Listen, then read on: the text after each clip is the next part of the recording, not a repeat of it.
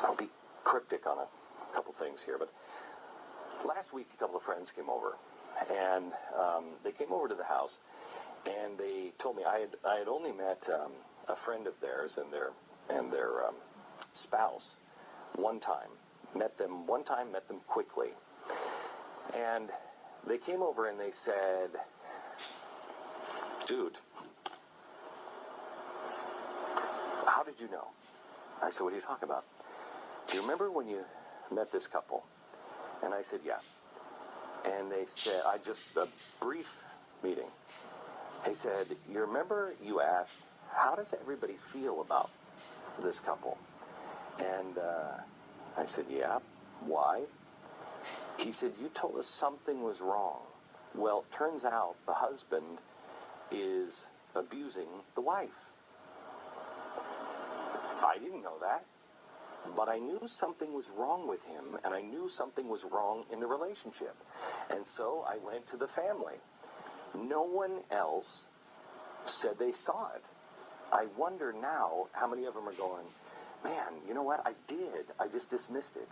Don't dismiss these things. One more story. I was at the NRA convention this weekend, and I occasionally will have decent discernment on people. And usually only, I wish I had it all the time, but usually only in, well, there's the line there, usually only in lines like this, and it happens rapidly. And you'll see, if you were watching that, you'll see people are in front of you very fast. And I don't like it, because I like to spend time with people, but I look people right in the eye. And I have this bizarre gift that occasionally I can look people in the eye and I can feel them. And I know I don't know anything about them. I don't know what they're really going through, but I can feel pain sometimes. And this guy in line Saturday, he came through and he was with 3 people, and he came through the line, and I looked up and I said, "Hi," and he looked me right in the eye and he said, "How are you?" And I said, "Fine," and I signed this book and I slid it back, and as I'm sliding it back and he's starting to turn, I tell him everything's going to be okay. But he's smiling, everything seems to be fine. And then this woman comes up and she starts talking to me. And he's leaving, and I hesitated that long, and he's walking away. And she says, "Hi, how are you?" And I'm signing the book for her, and I'm hearing again, "Tell him everything's going to be okay." Well, I look over, and he's already gone. I said to the woman, "Could you hold just a second?" They stopped the line.